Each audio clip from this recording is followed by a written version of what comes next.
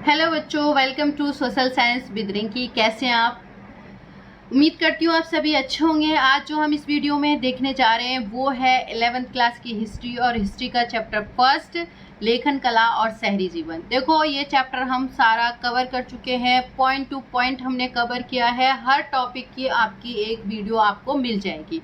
जो कोई भी ये मेरा वीडियो पहली बार देख रहा है वो पहले ये क्वेश्चन आंसर वाला बाद में देखे, पहले वो पहले वाली वीडियो देखे ताकि चैप्टर आपको समझ में आ जाए, आप खुद से क्वेश्चनों को सॉल्व कर लें। ये कुछ इंपॉर्टेंट क्वेश्चंस हैं जो आपकी मतलब एक तरह से एनसीईआरटी के बैक वाले क्वेश्चन नहीं है, कुछ इंपॉर्टेंट क्वेश्चन है जो बुक के अंदर से ही बने हुए हैं। ठीक है, तो आइए देखते हैं कुछ। ये आपके देखो पैटर्न भी दे रखा है कि आपके किस टाइप से हैं। ये आपके 2 मार्क्स वाले क्वेश्चन हैं जो आपके 2 मार्क्स के आते हैं आपके जो एग्जाम में। तो उसमें पहला क्वेश्चन जो दे रखा है वो है हमारा श्रम विभाजन, जो शहरी जीवन की विशेषता है। 2 बिंदुओं में उत्तर देना, आपको कोई 2 पॉइंट बताने हैं कि जो श्रम विभाजन है वो क्या है, उसकी जो शहरी जीवन की विशेषता थी या क्वालिटी थी। तो उसमें कौन कौन सी ऐसी जो 2 चीज़ें हैं जिनसे हमें पता चल रहा है 2 पॉइंटों से कि वहाँ पर ये एक विशेषता थी। तो पहला पॉइंट कह रहा है आपका कि जो नगर के सब लोग हैं वो एक दूसरे पर क्या थे, डिपेंड थे, मतलब लोग एक दूसरे पर डिपेंड रहते थे। दूसरा पॉइंट कह रहा है कि एक पत्थर की मुद्रा तराशने वाले कांसे के औजार की आवश्यकता होती है क्योंकि उसकी विशेषताओं को पत्थर उकेरने या नक्काशी तक सीमित नहीं किया जाता। मतलब उसमें इन्वॉल्व लोग हैं वो बहुत है, कांसे के औजारों की भी आवश्यकता होती है और भी कई सारी चीज़ों की ज़रूरत होती है।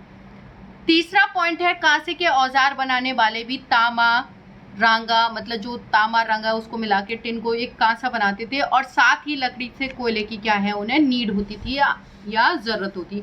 तो आप देखोगे कि यहाँ पर जो काम का बंटवारा हो रखा था, विभाजन हो रखा था, कोई एक जना ये सारे काम नहीं करता था, सबका अपना अपना एक पार्ट होता था, अपना अपना वो काम करते थे। अब यहाँ पर आपको पॉइंट 3 दे रखे हैं तो आप कोई भी 2 पॉइंट एग्जाम में लिख के आ सकते हो। सेकंड क्वेश्चन है आपका मेसोपोटामिया में जो सामान के आयात निर्यात पर किस प्रकार होता था। मतलब मेसोपोटामिया में जो सामान का आयात निर्यात है वो किस टाइप से होता था, किस तरीके से होता था। तो पहला पॉइंट कह रहा है कि मेसोपोटामिया में खनिज संसाधनों का अभाव था, इसलिए वे लकड़ी, तांबा, रांगा, चांदी, सोना, सीपी तथा अन्य कीमती पत्थरें तुर्क तथा ईरान से क्या करते थे, आयात करते थे। यहाँ पर ये सारी चीजें नहीं थी खनिज पदार्थ। जैसे हमने बीच में चैप्टर में पढ़ा था ना कि वो कीमती पत्थर लेने के लिए राजा उसको भेजता है, फिर वो बार बार वापस आता है, फिर बाद में वो उसके लिए वो पट्टिकाएं लिखता है, मतलब एक तरह से टैबलेट लिखता है। सेकंड पॉइंट है वे अपना कपड़ा कृषि उत्पाद काफी मात्रा में क्या है, निर्यात करते थे। और इनके यहाँ पर सबसे ज्यादा क्या होती थी, कपड़ा, कृषि उत्पाद, और काफी मात्रा में होते थे, ये इनका वहां पर क्या कर रहे थे, निर्यात कर देते थे। तो ये आपका सेकंड क्वेश्चन हो गया। आपका थर्ड क्वेश्चन है, थर्ड कह रहा है आपका कि मेसोपोटामिया में भाषा के इस्तेमाल का वर्णन करना है कि कौन कौन सी भाषाएं किस तरह इस्तेमाल की जाती थी। पहला पॉइंट है आपका कि भाषा का इस्तेमाल हिसाब किताब रखने के लिए भी किया जाता था, कि आपने देखा ना टैबलेट्स पे लिखा जाता था, हिसाब किताब प्रॉपर लिखा हुआ होता था। शब्दकोश बनाने में भी किया जाता था, मतलब डिक्शनरी बनाने में भी। तीसरा पॉइंट है भूमि हस्तांतरण कानून मान्यता प्राप्त करने के लिए, कि अगर कोई किसी को अपनी जो कहते हैं ना जमीन ट्रांसफर कर रहा है, मतलब जो जैसे फादर अपने बेटों को करेगा इस तरह से, मतलब कोई जिस तरह से भूमि हस्तांतरण को भी जो कानूनी मान्यता प्रदान करने के लिए लोग इसका इस्तेमाल करते थे भाषा का।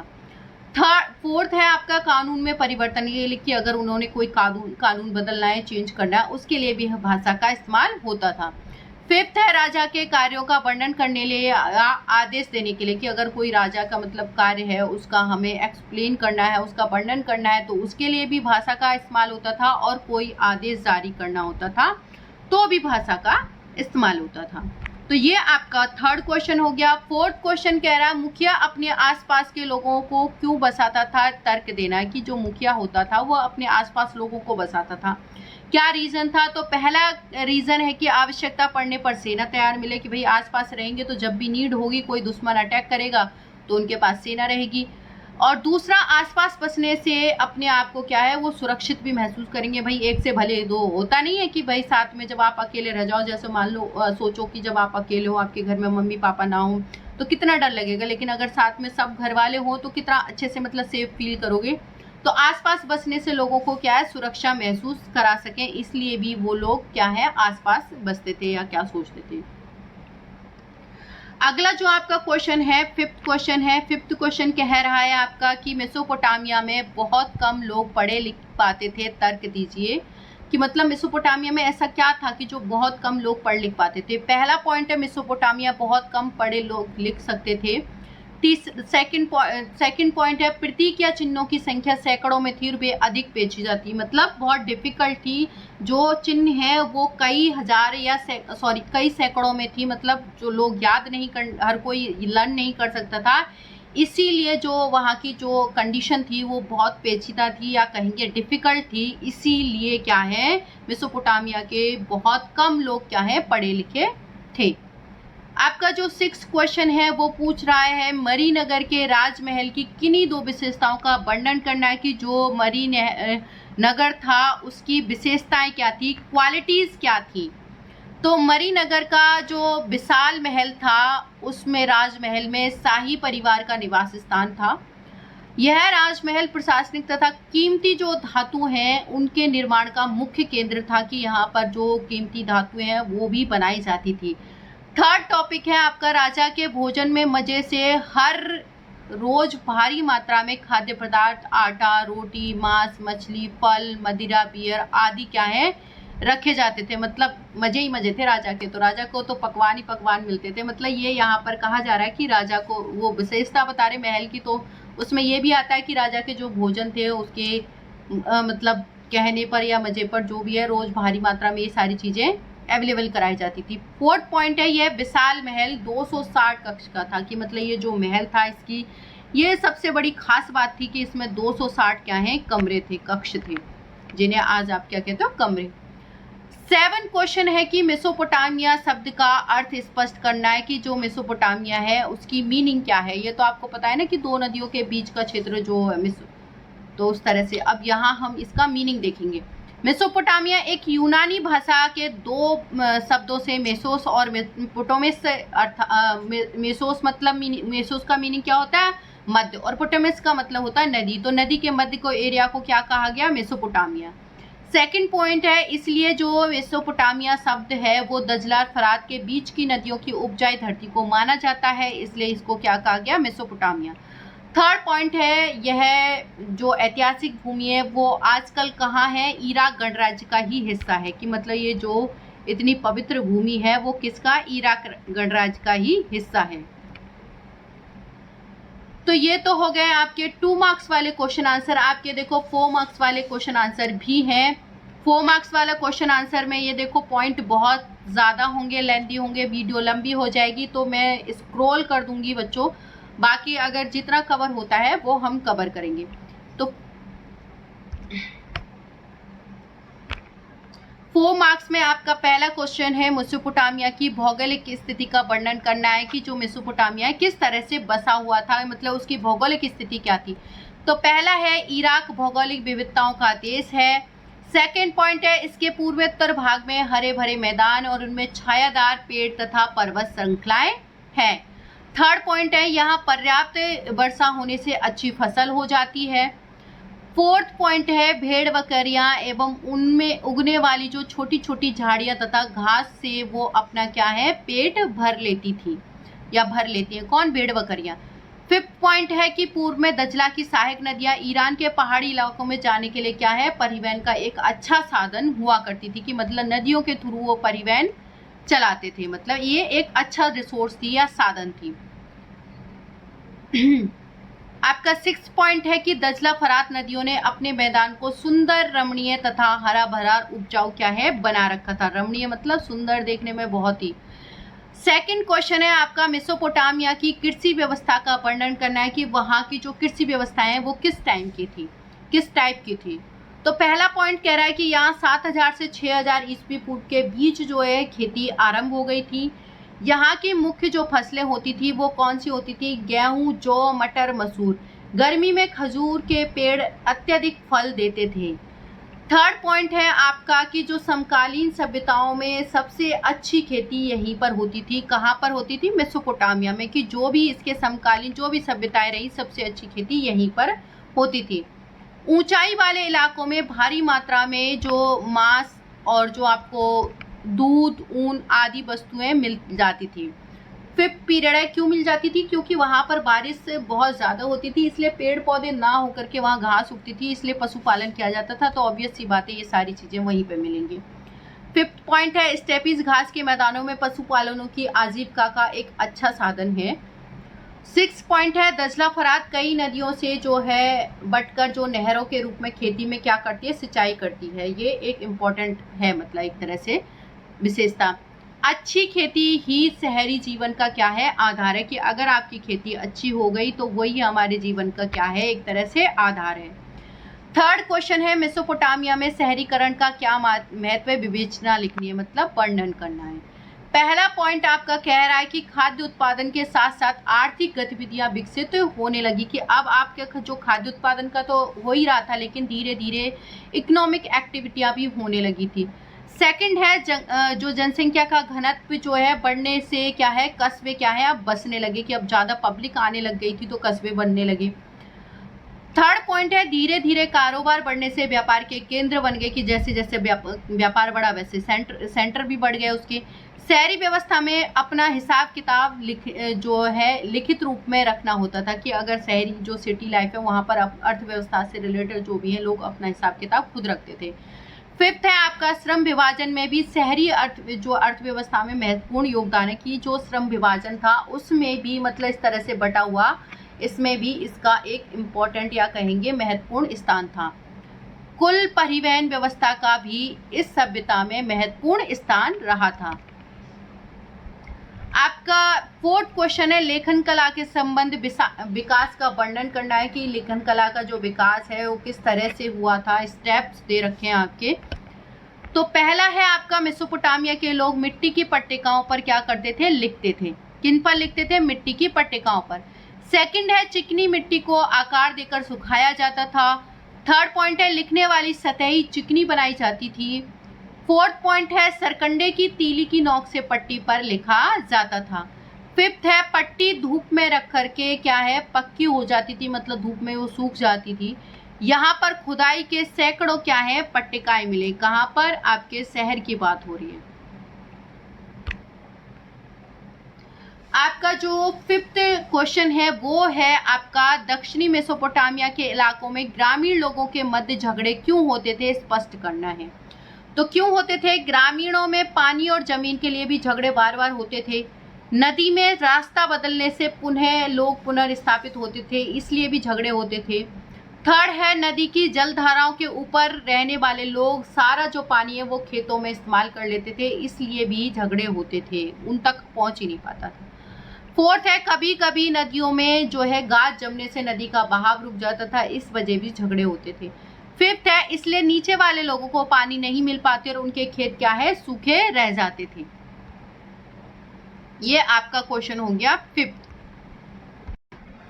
अगला क्वेश्चन है आपका सिक्स्थ क्वेश्चन है। सिक्स्थ क्वेश्चन कह रहा है, मेसोपोटामिया में परिवार व शादी के लिए कैसे नियम थे? कि मतलब वहाँ पर क्या नियम थे शादी और उनके लिए? समाज मतलब सोसाइटी में ये चीज़ें किस तरह से होती थी? तो समाज में एकल परिवार ही आदर्श माना जाता था। कि वहाँ की जो सोसाइटी थी वो सिंगल फैमिली थी, मतलब एकल परिवार थी।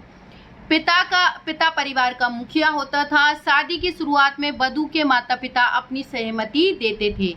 फोर्थ में विवाह की रस्म पूरी होने पर दोनों पक्ष उपहारों का आदान प्रदान करते थे। फिफ्थ में एक साथ बैठकर वो क्या करते थे? भोजन करते थे।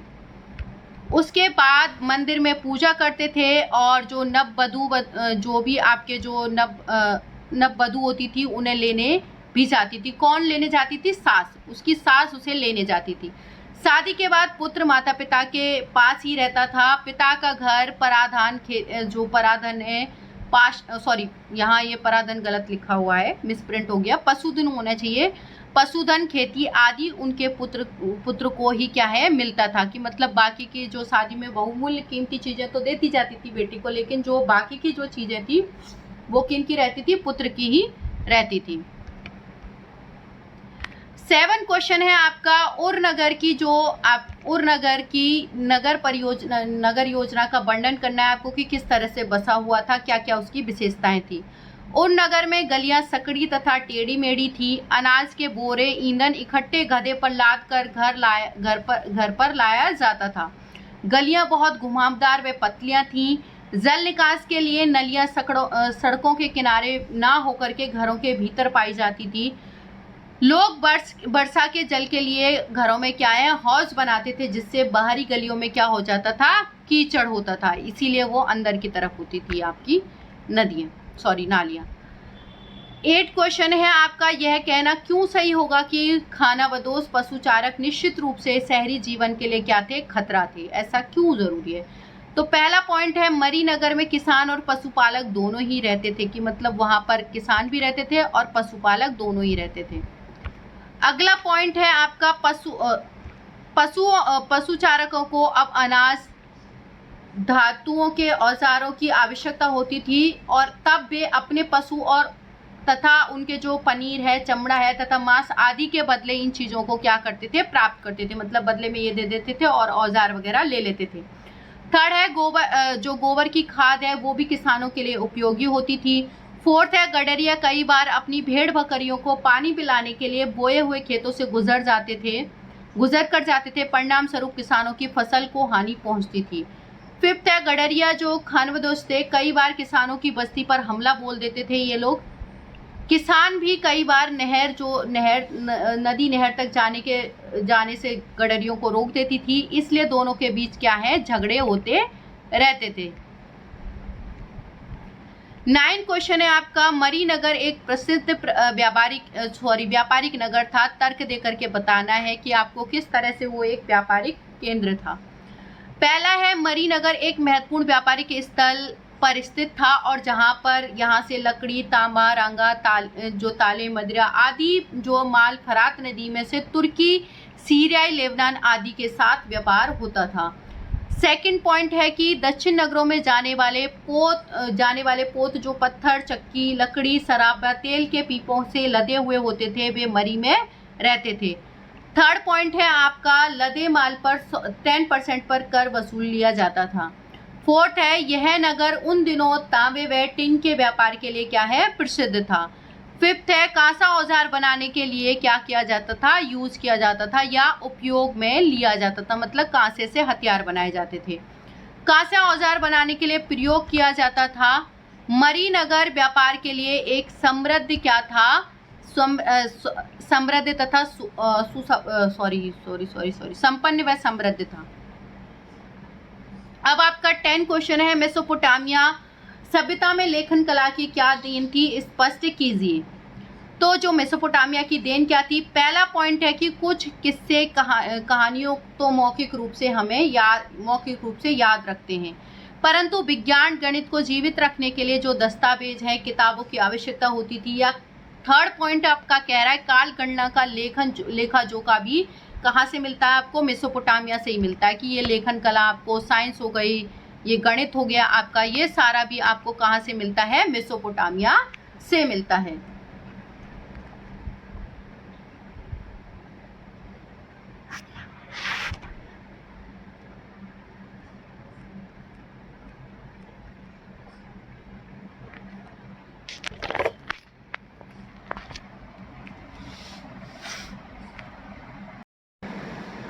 अगला जो पॉइंट है वो है आपका चंद्र ग्रहण का हिसाब रखना। ये चंद्र ग्रहण वगैरह ये भी सारा हमें कहाँ से मिला है? मेसोपोटामिया से। विद्यार्थीगण पुरानी पट्टिकाओं को जो पढ़ते थे वो भी आपको मेसोपोटामिया की ही देन है। कुछ छात्रों को इतना संपन्न बनाया जाता था कि बौद्धिक उपलब्धियों को भी संवार कर अगली पीढ़ी को प्रदान करें। ये सारी भी देन किसकी है? मेसोपोटामिया की। यह सब लेखन कला की देन है, जिससे हमें मेसोपोटामिया की उपलब्धि के बारे में क्या होता है? पता चलता है। तो ये आपके 4 मार्क्स वाले क्वेश्चन हो गए। बेटा देखो, अब आपके 8 मार्क्स वाले क्वेश्चन आंसर है। अब 8 में तो आपको पता है ज़्यादातर आपके क्या आते हैं, आपकी जो या तो आपका जो पैराग्राफ वगैरह दे दिए जाते हैं, और या लेंदी क्वेश्चन है। ये आपको इस तरह से दे रखे हैं, इनको डिटेल में देखना है आपको, तो मैं आपका स्क्रॉल किए जा रही हूँ क्योंकि वीडियो बहुत ज़्यादा लंबी हो जाएगी। पॉइंट हैं इनको आप खुद से एक्सप्लेन कर सकते हो क्योंकि हर एक टॉपिक एक्सप्लेन कर चुकी हूँ मैं। तो वही चीज़ होगी, आपका क्या है, पूरा चैप्टर रिकवर होगा तो पूरा चैप्टर तो मैं पढ़ा नहीं सकती। तो ये आपके क्वेश्चन हैं, इनके ये पॉइंट हैं, इनको आप एक्सप्लेन कर लेना, यहाँ से देख लेना, आप इनको नोट डाउन कर लेना। मैंने धीरे धीरे स्क्रॉल किया है ताकि आप वीडियो को पॉज करके भी आप रोक के इनको नोट डाउन कर सकते हो, जिससे दिक्कत नहीं होगी। क्योंकि बात वही है कि पूरा चैप्टर इसमें लेंदी, 8 मार्क्स का क्या मतलब है, बड़े बड़े क्वेश्चन इसीलिए दे रखे हैं आपके। तो आप इनको अपनी कॉपी में नोट डाउन ज़रूर करें। और उसके बाद में आपको एक्सप्लेन, ये वीडियो देख चुके हैं आप, वीडियो से क्या है आप इनको एक्सप्लेन कर सकते हो। तो मिलते हैं अब नेक्स्ट चैप्टर के साथ नेक्स्ट वीडियो में। Thank you so much.